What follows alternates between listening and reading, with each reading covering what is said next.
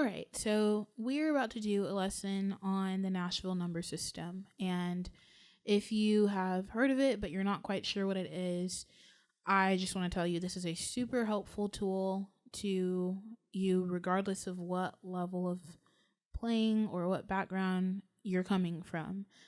Whether you were trained classically and you are more comfortable with reading notes, or whether you're a musician that was trained through ear training and you're more comfortable through listening to a song and picking it up, this number system will be helpful to you in growing your understanding of music theory and helping you play within keys, changing keys without having to do too much mental gymnastics, and also just with helping you play with the band. And so, without further ado, here is a little crash course on the Nashville number system.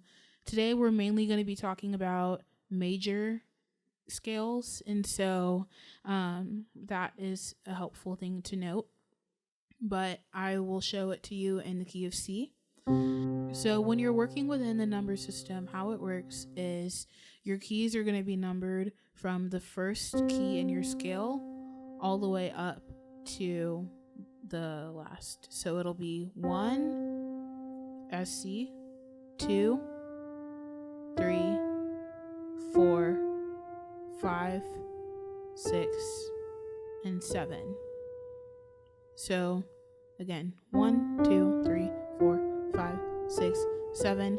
Then this is a 1 again because it's a C. Okay, so if you're working with a major scale and you're trying to play chords within the number system, always in a major scale, your 1 is going to be a major chord. So it'll be, in this case, a major C. C major. I don't know why I just said major C. C major. Your 2 will be minor, D minor. Your 3 is also a minor, or sometimes people like to play it as a 1/3, which is just basically the chord of a 1, or your first note, and then the 3 in your bass. Your 4 is going to be a major chord, so it'll be F major. Your 5 is going to be major as well, G major. Your 6 will be minor, A minor, and your 7, I like to play it as a 5/7, so it's technically the chord of a 5, which in this case would be G, but then you're playing it over the 7 in the bass and then back to C, or your 1. And so how this works is when you're playing with the band and they're calling chords and they say, okay, everybody, let's play the 6. If you're in the key of C, the 6, 1, 2, 3, 4, 5, 6 is an A. So 6s are always minor. So you're going to end up playing that 6 as the root note, and then you're going to play the minor chord of it. And so the reason why this is helpful is once you kind of learn the formula of the number and the major or minor notation, then you're able to play within any key. Okay, so let's do a little exercise.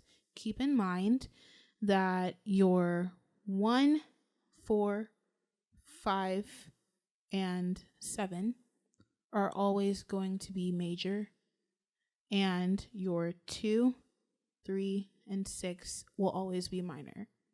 So if we're in the key of C and I ask you to play a 4, the chord of a 4, what would that be? Make your guess. And it should be an F chord.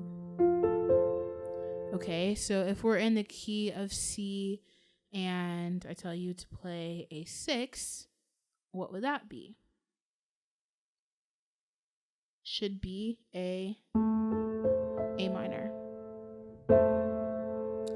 Okay, so now we can apply that same logic to a different key. So let's take it down to the key of A. If we're in A and I say to play a 6, what would you play? should be G flat minor or F sharp. That's how it's notated on here. If we're in the key of A and I tell you to play a 2, what would that be? It would be I like to play mine a little more simple, but technically it would be a B minor chord.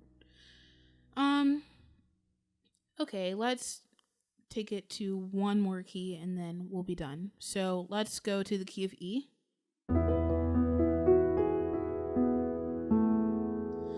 And let's play a 1 in E.